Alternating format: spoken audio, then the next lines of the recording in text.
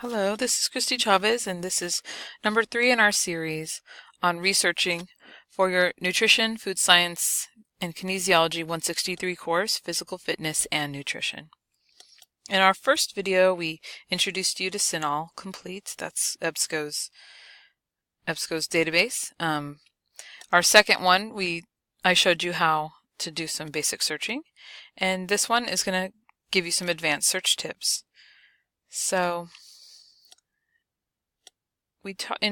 if I click up here on the top and click on Choose Databases,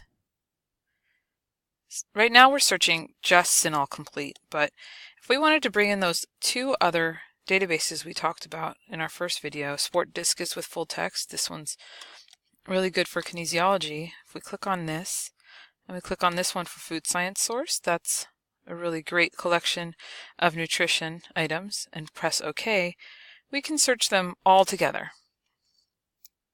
So I'm searching on a topic about how caffeine affects strength and or endurance. So I'm just going to start with this simple search.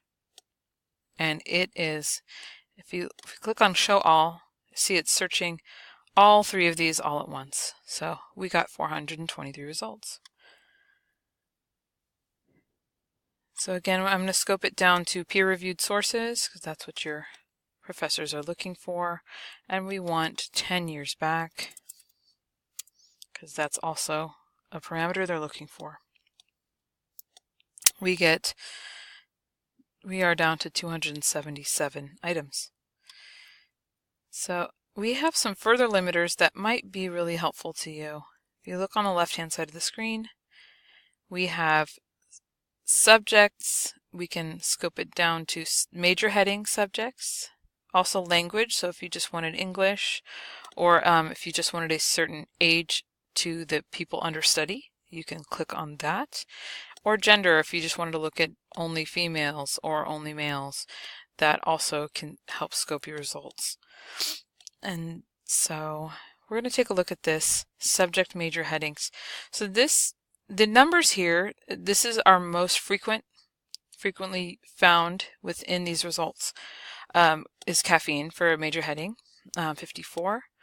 Muscle strength, if we click on show more, it'll show kind of everything. We can kind of go down and look at them and kind of see what are they talking about, what is something that's popping out in my head that I might want to use for my research. So I'm going to click on caffeine. I definitely want to look at muscle strength. And oh, look, here's our endurance. So they describe it as physical endurance. And you might see some alternative terms here that are describing the same kind of thing you're looking for. So there we go. We scoped that out. Oh, let's see. Didn't mean to click on that. Okay.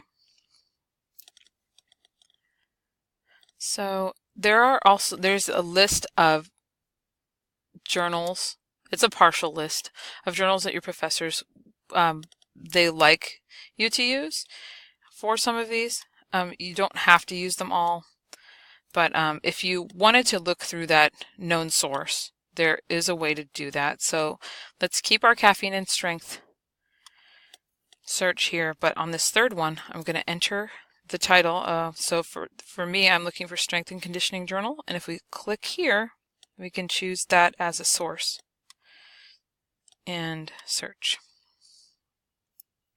So now we're down to 10. It actually took out duplicates because it looks like some of the databases pulled the same ones, but they simplified it for you, so you're not seeing the same study come up over and over because there's some overlap within these databases. But we still searching caffeine and strength, but within Strength and Conditioning Journal.